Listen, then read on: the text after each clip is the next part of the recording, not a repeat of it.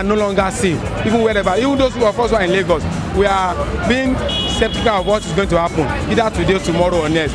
When you have that decent love, all these things will stop. Why are we killing one another? And if you watch, it's the poor masses that is dying. If you look at fractures, the cleavages, where there were deep ethnic cleavages, where there were deep religious fault lines, where there were deep economic fault lines. Lives have become so cheap. And I say one thing, policy in this country, there's something wrong with the policy in this nation. The House of Nigeria has cracked from foundation, and everything, whether it's corruption or infrastructure or value system, you are just talking about windows and ceilings. The foundation is gone down, the building is standing by this. Hello, welcome to this week's edition of Patito's Gang. Well, we always have to talk about insecurity, especially when things happen. Every day you wake up, look at the headlines, and then there's something new. And then JOS is familiar to all Nigerians. JOS is familiar to non-Nigerians, because as far back as 20 years ago, you have the American journalist Kaplan predicting that JOS is likely to be the focal point where insecurity will start in all of West Africa and beyond. And then that's what we're seeing today. And then there are some who say that JOS is a microcosm of Nigeria in terms of the ethnic or political composition, that if you understand JOS, you understand the entire country. And what is the source of this insecurity? What is the solution? This is a question we bring to the gang today, and we also go into the streets. Don't go away. This is still Patito's Gang.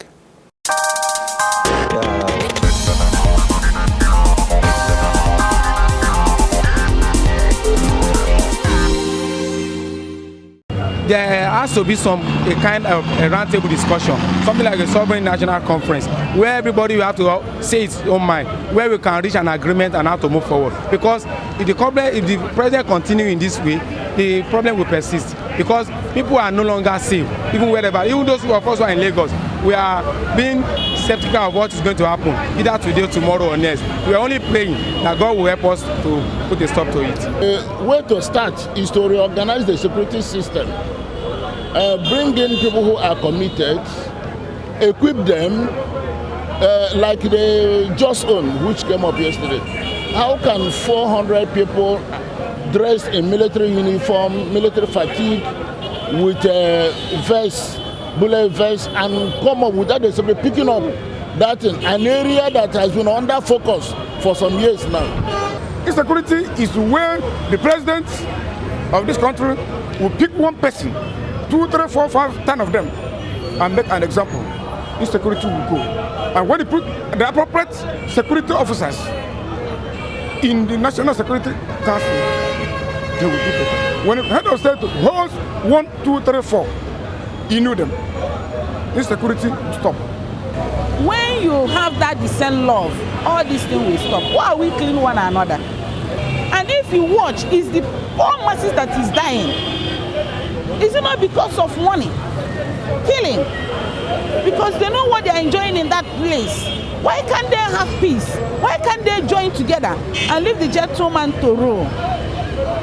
As you see me today, I'm afraid. It's because of this insecurity that I stopped my daughter that have scholarship at Abuja not to go because of the bomb. I'm crying. I'm walking up and down, thinking, where can my daughter go to school? Every day we're crying to God, have mercy, have mercy. How can innocent people be dying? So I'm praying seriously that those people that are doing those things, God will have mercy on them, because if you use force on them, things will be worse.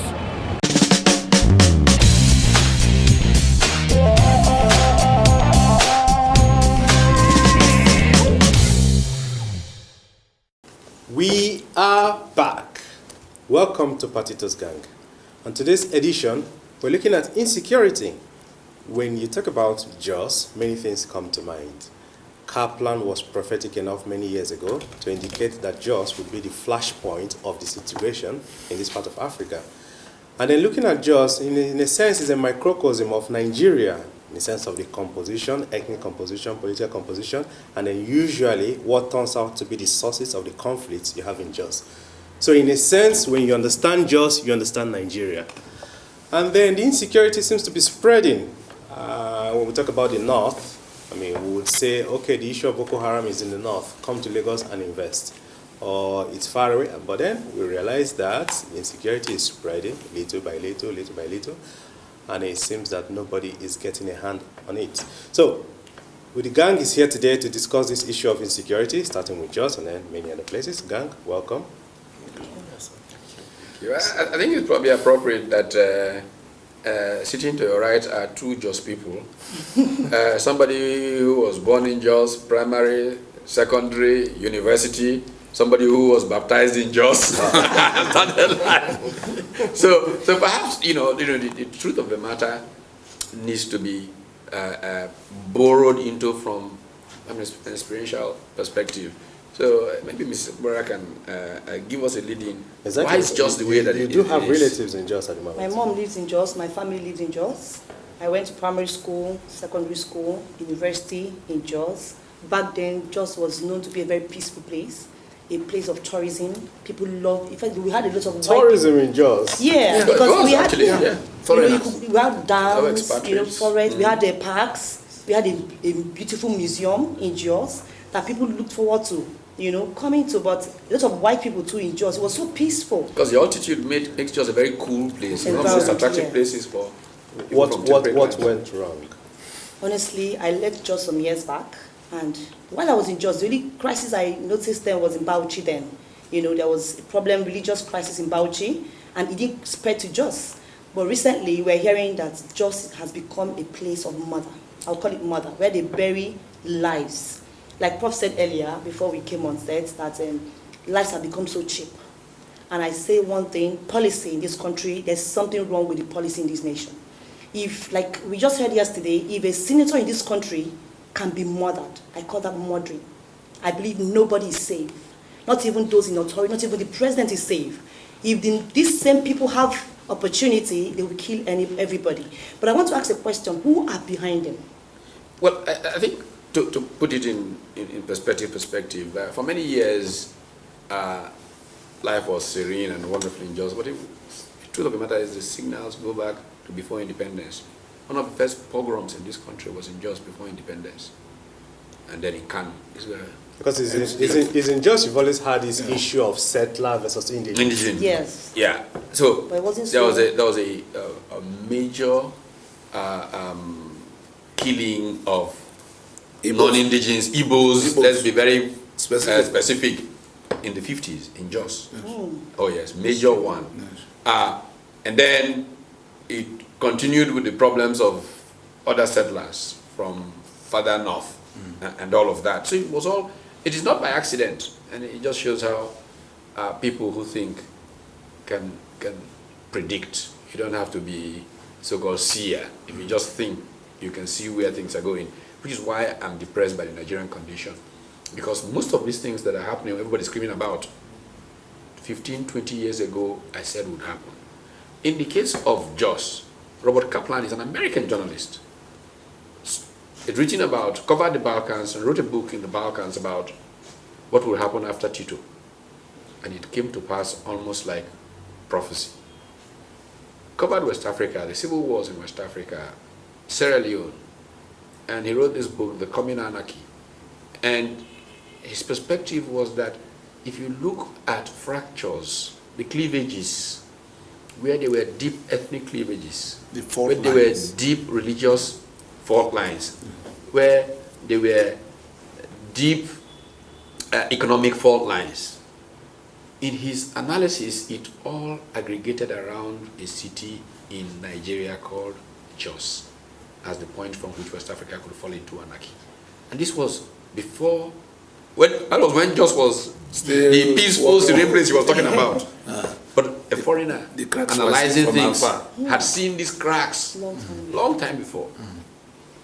And now we have come home to roost. Well, let's, for me, it is Jos today. But the day before, there was an OPC that had enough guns to chase away the police from the whole of Yoruba land. Nobody asked where those guns went, because Yoruba is not under pressure at the moment. Then it was Niger Delta.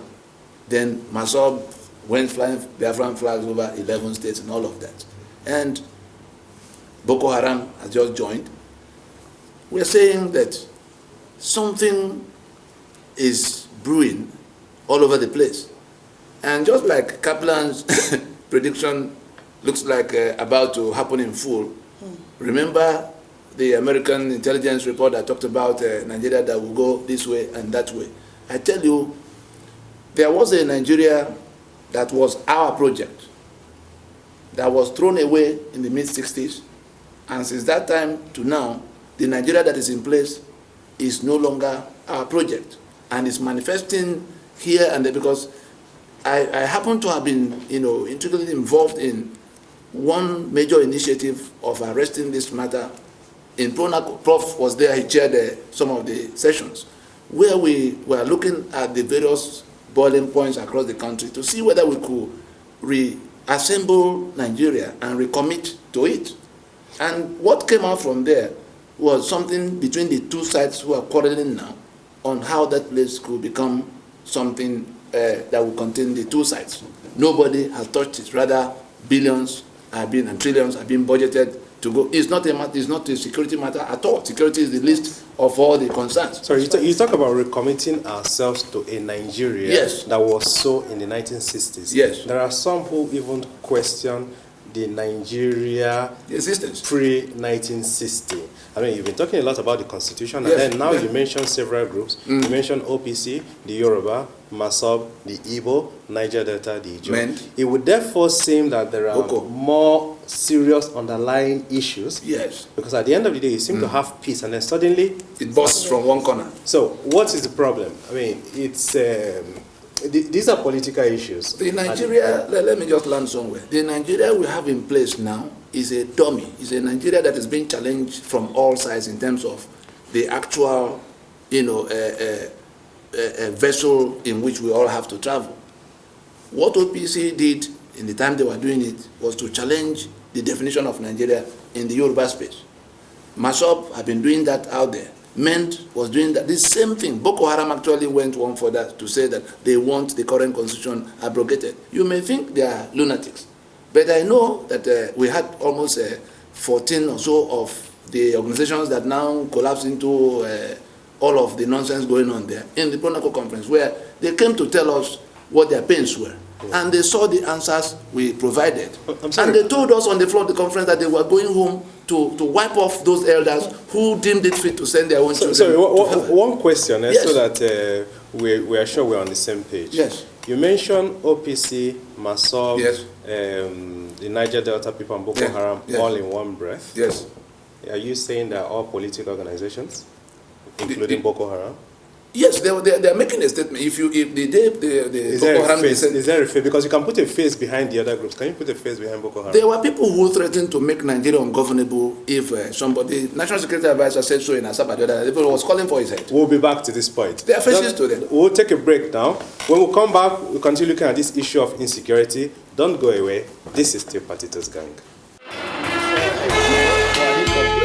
Patitos Gang, Nigeria's favorite television talk show, is back on local terrestrial TV. The 30-minute potpourri goes to the heart of the matter with its focus on the common good, making government accountable to the people and deepening democracy. Your ultimate electronic village square talk show makes a big comeback with Eugene Ohu and Austin Nweze as co-pilots. Patitos Gang features credible voices from all sides of the political divide in a no-holds-barred discussion. Watch out for Patitos Gang airing on STV Monday night, midnight. Patitos Gang, more vibrant, more incisive, and more analytical than ever. We are back. This is still Patitos Gang. Before we went on break, we were looking at the insecurity situation in the country. We spent some time looking at JAWS as an exemplar of what is happening in our country today. And then we're seeing whether we can provide some solutions, because I believe there are solutions. I mean, many people have talked, for example, of the Sovereign National Conference. We've gone past that. We've gone past that. Where are we now? Where are we now? The House of Nigeria has cracked from foundation, and everything, whether it's corruption or infrastructure or value system, you are just talking about windows and ceilings. The foundation is gone down. The building is standing by this. The only thing we can do is to pull down the building and reconstruct.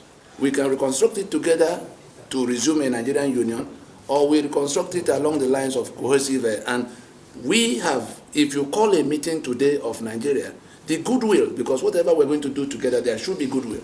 But if I have evidence of my people being killed in the 40s and the 50s and the 60s and the 70s up till date for the same set of reasons, 3.5 million people were killed in the Biafra you hear about. Until date, nobody has deemed it fit to find out what it is innocent blood that is crying out against Nigeria today. Go and check where these things are happening and look back at our history and see where the decisions were taken over those years to go to shed innocent blood. That's part of what we're dealing with now. And there's no goodwill left to sustain the Nigerian Union. And if you look at the demands of some of the actors, like Boko Haram that said, it is Sharia or nothing. Are we going to force them to abandon Sharia so that we can do Nigerian Union together? Are we going to be forced to do Sharia with them? So the line is drawn somewhere. And the middle belt that thought they were all 5 and 6 with them, they've seen that. So we are going back to where we buried our skeletons. And unless somebody acknowledges that, it will go round and come to a day there will be no means of peacefully resolving it. Today, we can still peacefully dismantle and then go into the kind of relationship. Can we be more specific? Dismantle what? Nigeria as we have it now is being rejected from all the sides. Only those who sit in Abuja and elsewhere in various government houses selling 3 million barrels of crude oil and sharing the money believe in it. Anyway, and we say, if a majority of the people say this is no longer a project, why don't we do something to get them to recommit to the project? Call a meeting. But since they couldn't call that meeting, we called PRONACO. 164 ethnic delegations came, sat for 1.5 years, all around the country with international. You saw the American observer team that came, the European Union observer team that came, and we got to a point where all the issues that are causing violence all over the place were addressed, and we had a draft constitution that has gone through a referendum of sorts. And we're saying we challenge those in authority from that time to call a meeting so that we can peacefully, put away what the apartheid constitution we have now that has removed the rulers far from the people. What we have in place is the sovereignty which British had over us that was transferred to their local agents, still now being codified as a constitution. They are not our sovereignty is still where it was when the British were here. And that is why we're not in a position to define the society as we should.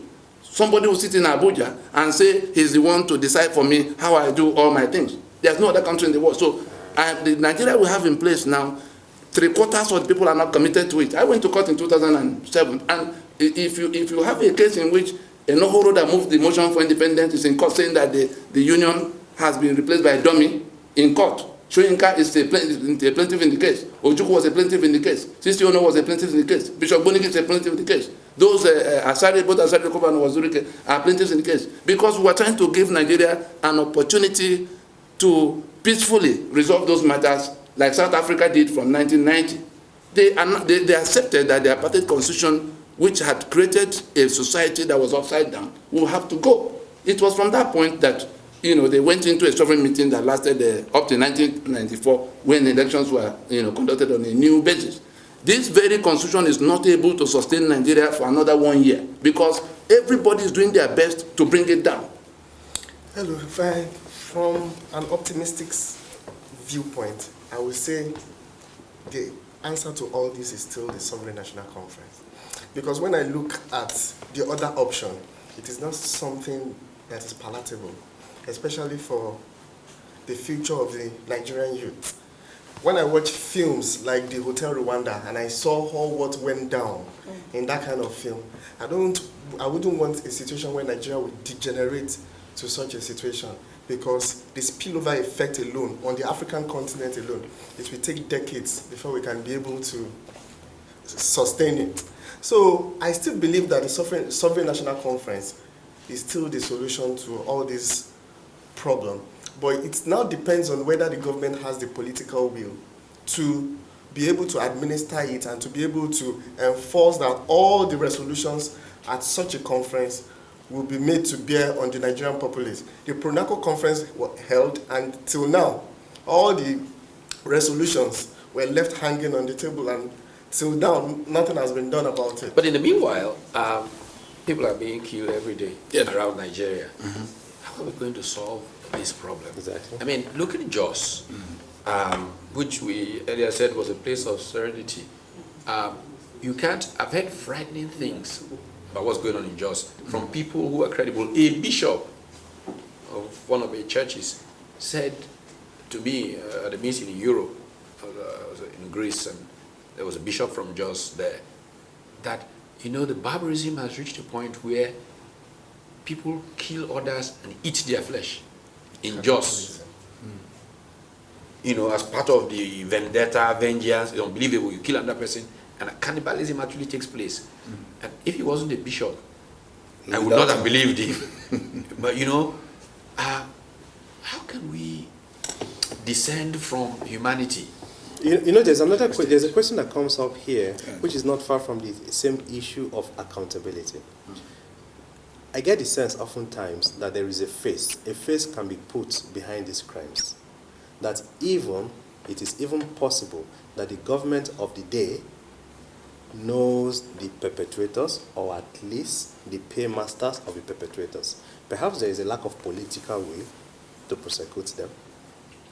I tell you. I mean, we talk about concrete situations. We've had changes of the guard, National Security Advisor replaced by another. Yes. We need to see strategy that brings some people to book. If we don't, impunity will continue so long as people don't get called to order. And many reports have come out of Jos. We have no book to bring anybody to. That's the Constitution. Our book is rotten and lost. We have no book to bring it, because the people who, like you said, Jos is just one case. I'm sitting on a tower looking at 10, 11 different situations, and I see only one thing. There's one ring joining all of them. Those who are in this heat and smoke of Jos cannot see what is happening in Yenagoa and all. But we've seen Yenagoa, we've seen Jos, we've seen elsewhere, we've seen Yoruba side, and we've seen Kano of Boko Haram. We're saying, since it is this one thing that rings all of them together, should we not think of how to go turn off the tap? Instead of having to mop Boko Haram today, meant yesterday, whatever they call themselves in Jos today. If we don't listen to what the Nigeria you are talking about sovereign conference, no sovereign conference. This is the title document by which Nigeria holds the territory together. We have shown that it is a forgery. Absalam Abubakar made it. Who has shown? We went to, I'm a lawyer of 20 years. Okay. If you're able to show that, if you have something that can show everybody that a document is a forgery, the document loses its life there and then. You don't need a court order. Like somebody goes to the bank with your check, which you didn't sign. He may have been doing it for 10 years and getting away with money. But the day the bank discovers you didn't sign, he will come home in handcuffs. That is exactly the same title. This is the check, forged check, by which Nigeria is holding onto the entire territory. And there's a United Nations instrument that entitle each of the sides. Talking about United Nations, and I think this is a perspective on this whole violence that I think we need to. There must be and should be an international dimension to these things. Yes. If the institutions of a country have collapsed, and there is no book, and you're not bringing people to order, there's a consequence for the international community. Not tomorrow you begin to try people post Rwanda, Rwanda. Wonderful. You need to be able to get in now and say, look, what you guys are doing will lead us to a Rwanda. And the international community doesn't want to be held accountable. So we have a duty to say to you, some kinds of things need to be done in Jos now. A few weeks ago, I went to Professor Yebode of Unilag. He's one of those who have seen the point we're making on this issue. And it's a pity that the lawyers in this land are going all about, armed with this forged instrument as basis of Nigeria. And our house is falling on all of us.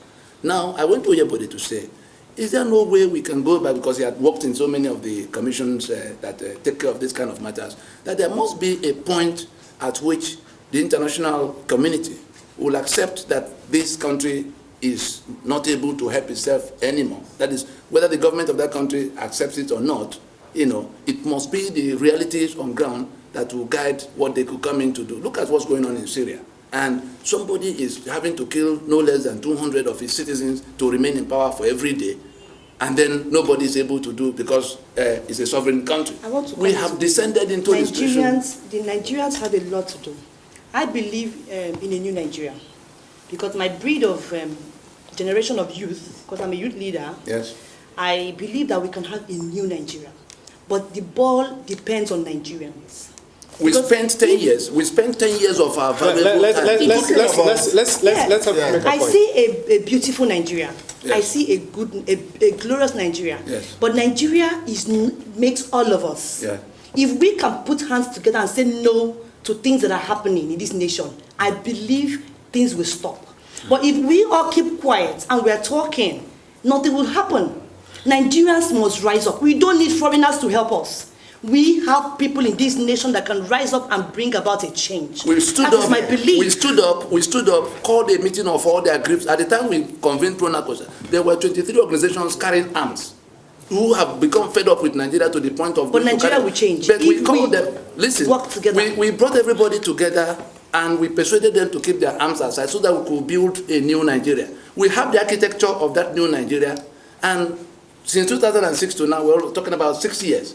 Nobody had touched it. And the things we saw at that time that made us say we could reconstruct this house, things are now degenerated into where the goodwill that should be the factor bringing us to want to recommit to a new project is now lost. For people who make a show of blood, and you saw Buhari coming out the other day to say that blood will flow. What is Nigeria? On the final We are what is that? There must be Nigeria is the enterprise to which we will have to. I'm sorry. Nigeria of today is not my project. I'm sorry, it's not anybody's project unless we go and sit down and make it our project.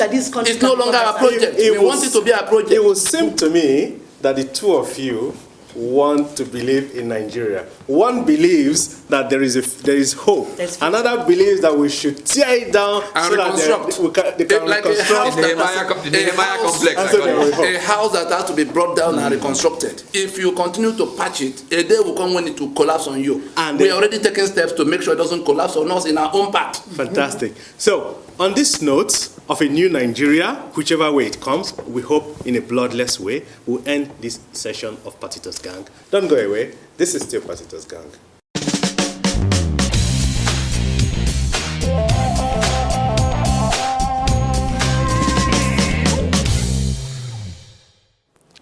Well, you've heard it all.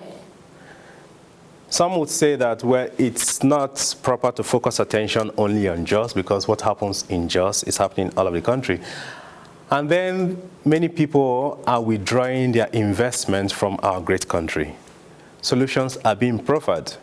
Some members of the gang are calling into question the document, as one of them said, the book on which we are sitting, the 1999 Constitution, questioning even the very basis of Nigeria's existence. There were beacons of hope. It was not all doomsday saying. There are some who say that there is hope. All we have to do as Nigerians is to believe. Okay? We believe. There is also the question of accountability, because all the crises happening in the Middle Belt, the North, and all what hurts, there have been several panels of inquiry set up and reports have been made. Calls are being made that government will have to implement the results of these panels. Is it that the government lacks the political will? You have heard the gang, you have heard Nigerians. Well, we tend to want to stand on the side of hope and to say that, well, there is hope for Nigeria. Nigerians have spoken, the gang has spoken, and you have spoken. I'm sure you want a united Nigeria. That was Patito's Gang. We'll be right back.